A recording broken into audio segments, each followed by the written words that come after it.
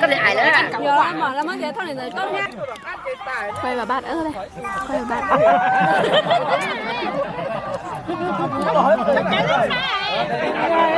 Làm dùng mình vào chứ.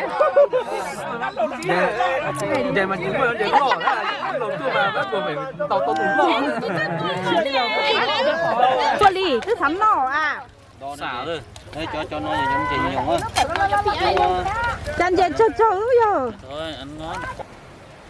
Nhớ rồi chụp phong sợ đợt nữa nó. Bây giờ tua non chị lỡ nữa. Nè lúc ăn chị.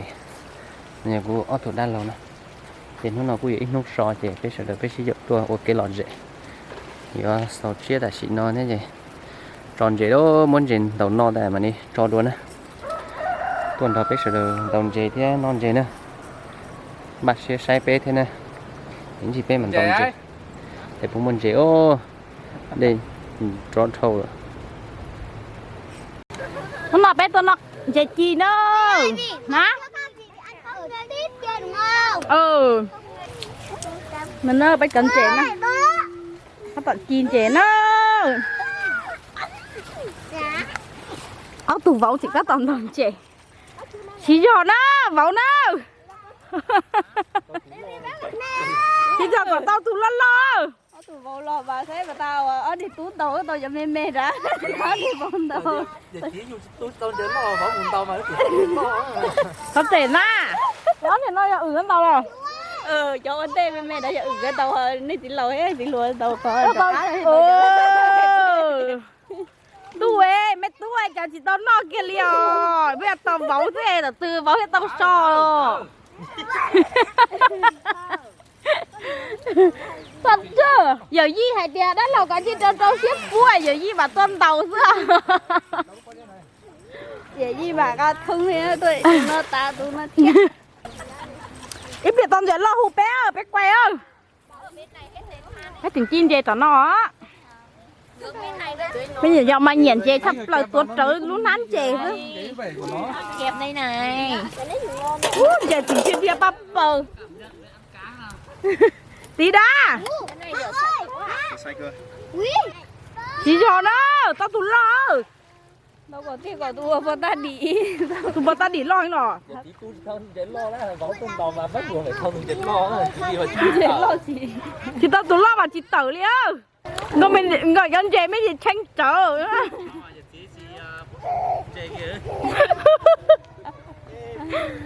Nó nhiệt tu cả mà chị tao lực kia nên là nên mà nghỉ mỏ thì tiền nên là.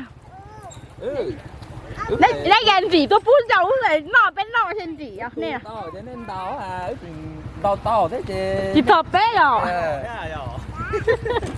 Chị thọ bé nọ kìa. Chị là bao lì. Bộ cái hào mà mới dọn chè cháo đủ trùng nó. Nó thích cả. Được rồi. Tát con.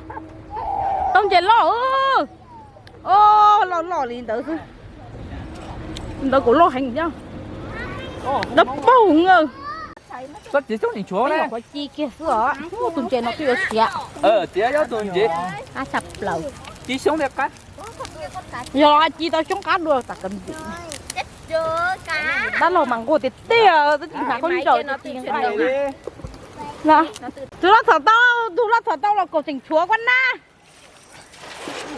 Con tàu nổi gì ấy, em muốn chọn lôi. Lại là giờ đi ngủ. Muốn chèn ruột ra mà đi ngay một chia tụi nó mà mua. Ớt chiêu tụi nó nè. Tụi nó tiểu mua ớt chia, cá chập lời bé cho. Vậy nó mà vậy hú chứ. Bé cho đây là tà ly thế nó để mà vậy mà cá cho.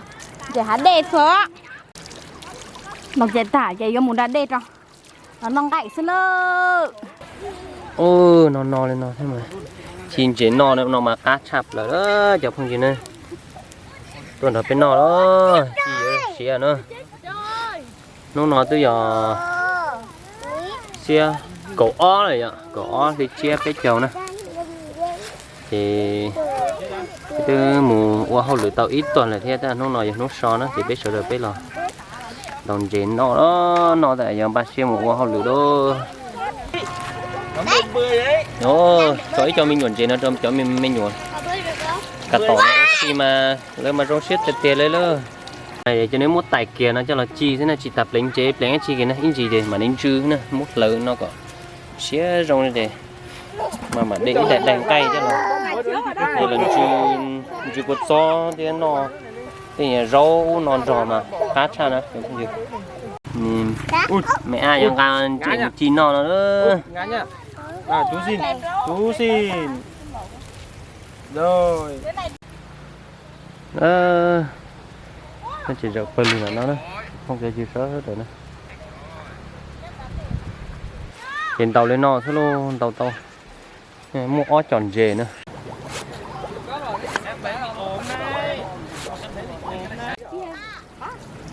Ê, ông anh dệt câu nữa, bố à, cho niên chè cho trong tay khệt ra ra mặt lại cho ngay no chứ.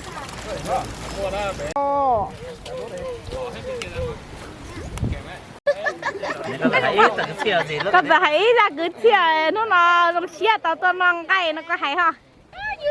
Chứ muốn hiện tại muốn đấy à, còn thế nữa muốn quay muốn đi cái bắt bài đó là.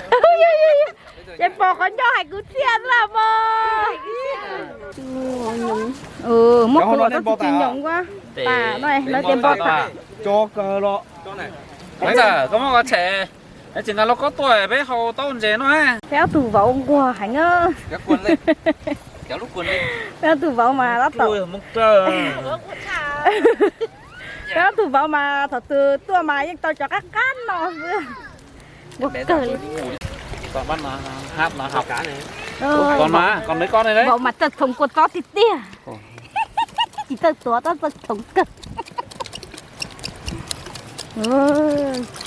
Đồ cột to. sống là giờ cột chóp mà hay là chơi đấy hả giờ cột chóp lo không để nè Còn mà vợ mày ý à.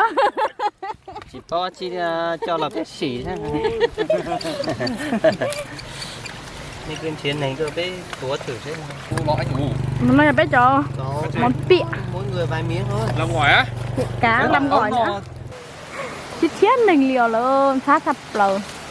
Nên bố nó cho tí nó na cho tí nó non hò anh chị chi mà ký sữa tao là nó nó câu chai rồi chỉ bé mạ li muốn lại là cho nên cháy nó tao sập lờ tao ít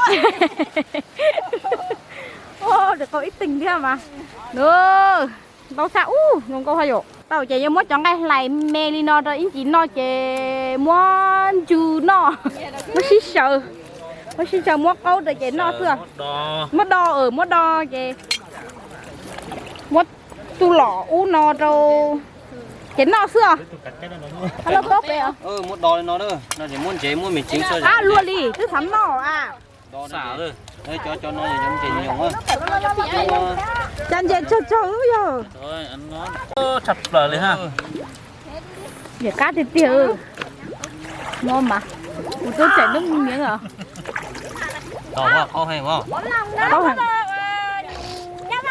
lờ lên ha giờ là bây giờ món bịa cuốn chè á cuốn chè khác gì cuốn chè thế cho đây nó sạch rồi rồi thì nó rất là kinh vào rồi đấy thế thôi cho vào đây cá chào chè mà có bé dạng chè đi nó bây giờ ba non cay nữa chè xé rồi chè kiếm lông là bua cho chè ít chè nó lỡ sát tọ nó chỉ lỡ tát tọ oan chè câu lỡ cho ba sát tọ nói cho lỡ tát tọ muốn chè có chín phí theo muốn bằng canh chè chi xé cho lọ chia cho hậu lông này giờ nọ giờ ban nọ nữa cho nên sẽ được con nó bé nọ nữa Ngã hay gì? bây giờ chẳng sợ cá chập lử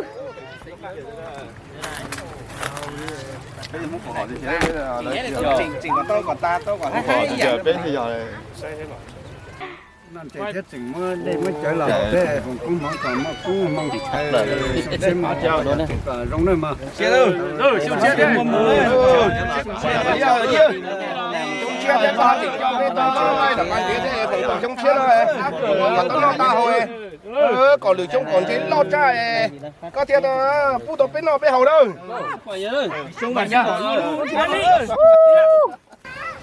cá tiểu hậu thân hậu mà theo cái gì nhìn gì tia để cho sầu ô cũng là đây cũng cũng số à ok ok Bác chào luôn. cho giờ cho trí cho nó liền là hậu ta là cái lo dầu đâu nên làm thật bên nông cây nữa ông ngồi luôn đi cho nên cái bát lùa tụi nó không bát lùa tụi nó sẽ có một chỉnh bộ bát lầu đó đi cũng nữa có ca cả hú đó làm gì cho luôn làm gì đó uống dầu cân đi hậu chở đi bé hậu chở đó vậy có một con tàu có một cá này ơi bác kia con chị bác kìa đây là cá chi rồi nó mà chị nha đây nó trâu thì khó tớ nó mua họ mà chẳng cái gì kia liền cái hậu chính cha họ này không à bé hậu chở ở bé hậu chở ta bé nó ngay ơi Con mấy thằng này ngoài đi lên đưa. nó lâu cá tiểu cu nào mà anh ơi đi đâu đây để mà chụp ăn của nhỏ rồi hết con với đi đâu Làm rồi ơi. Lấy cho lỗ này tòn đi tòn chì. Cho biết đâu hết biết tòn chi à tòn đâu. Đập cái này chưa nữa. Cả nó biết nói rồi, là biết tỏ ra nên chuột nó biết tỏ mà. Chị mà lên trên đây tí nữa. bên đó cá sập lở anh chị mà cá gì chứ tự đi non chung nha Và xếp linh vào đấy. Lúc này có hai. Có hai. nhau cả nhau dùng mùi khó bên shop của xuân chí lợi xin nó lợi chắc nó chỉ bên khen cái bạn mình thao cắt nó xong đi nữa mà bên xóa sầu nữa mà bên sửa là nhau cả nhau luôn vậy thôi ngon được kiểu nhỏ đây luôn nữa có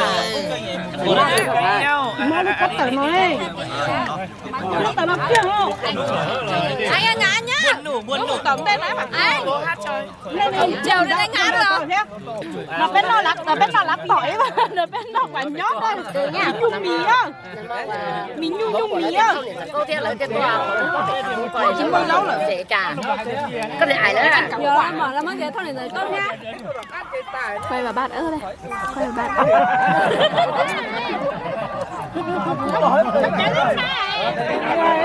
làm dùng mình vào chứ Để mà chúng mình để bỏ ra là đầu tiên mà bắt buộc phải tàu tàu đúng bỏ. nói ơi chồng không gì nữa bây giờ tin nàyเขาchở ta còn bia ta nữa chị kia con nhẹ đi cho này tí là một thòn chơi lột cho bên nó nữa đểเขาchở chị bên tranh để đi giờ rồi nó lấy một thỏi đó là bên nó nữa tỏ xe bên một tàu nó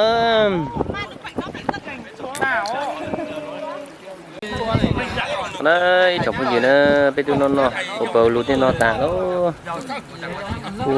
hồi đây hồi bia hồi chở đây từ tàu luôn chè đồ xe này cho không có gì con đồ chỉ sợ nên chỉ cần nó nữa thì xong xe cho nó sẽ đây nè xong xe không có một đồ số lên cho tôi còn mà làm mà không có chủ để một con nào không có lúc chờ lúc xe sang cái người này thì mà xin gì rồi nó cho anh một tí cho không có gì sớ đợi từ lúc video tới đây nó nè nhớ rồi không gì sớ rồi nè